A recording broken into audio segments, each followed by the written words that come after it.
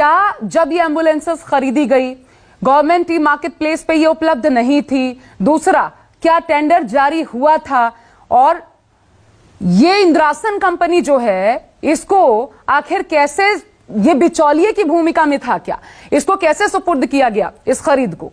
ये बिल्कुल एक बड़ा सवाल है कि जिस कंपनी को यह काम दिया गया, यानी जिस कंपनी से एम्बुलेंस खरीदा गया, आखिर कैसे खरीदा गया।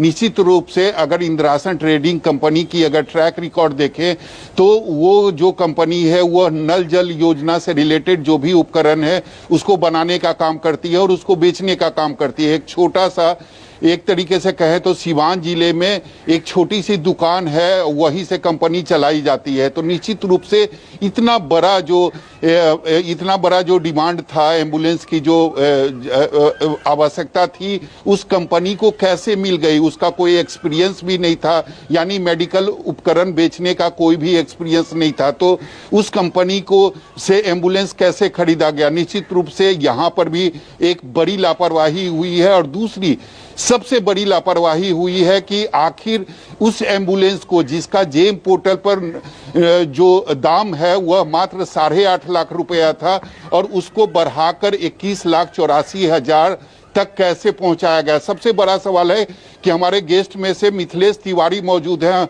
हम उनसे सवाल करना चाहेंगे कि वो गोपालगंज से आते हैं और उन्होंने अब से कुछ ही देर पहले कहा था कि हमने 2 एम्बुलेंस खरीदा था।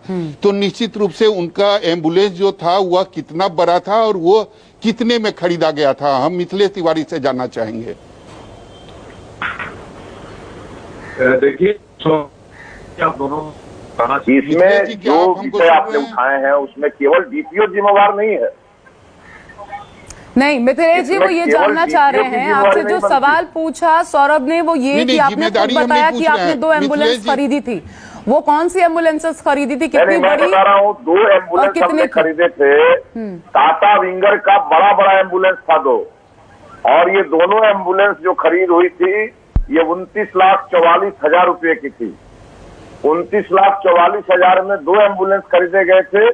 टाटा विंगर कंपनी की वो बड़ा एम्बुलेंस है और वो जेम पोर्टल से खरीदे गए थे। मिथिलेश जी, एक सवाल है मेरा।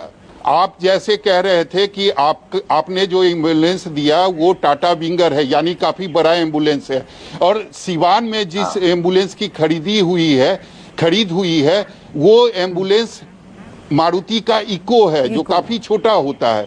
तो आपको लगता है कि इस छोटे से एम्बुलेंस की कीमत 21,84,000 हो सकता है? क्या आपको नहीं लगता कि ये यहाँ घोटाला हुआ है? अगर घोटाला हुआ है तो आपको क्या लगता है कौन कौन लोग इसके पीछे जिम्मेदार हैं? देखिए, इसमें सबसे पहली जिम्मेवारी 3 लोगों पर आएगी।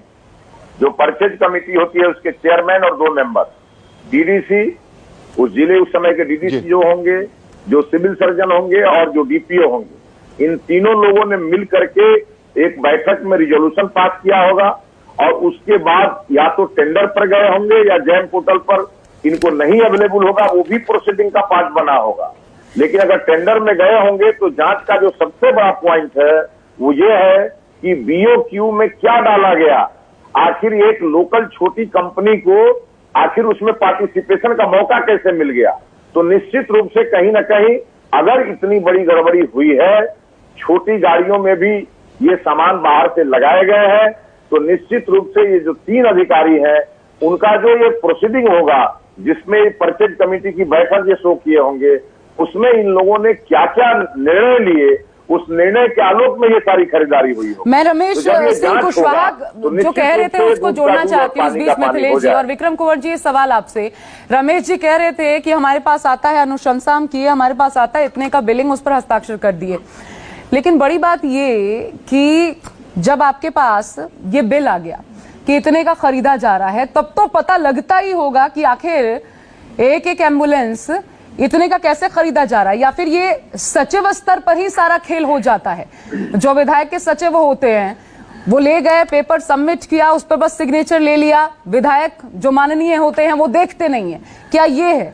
ऐसा नहीं होता है, अमाउंट सबको जानकारी होती है और निश्चित कहीं ना कहीं अमाउंट की चर्चा होगी चिट्ठी में, इनसे लिखवा लिया होगा अफसर लोग, वो अलग बात है, लेकिन अमाउंट का तो चर्चा होता ही है।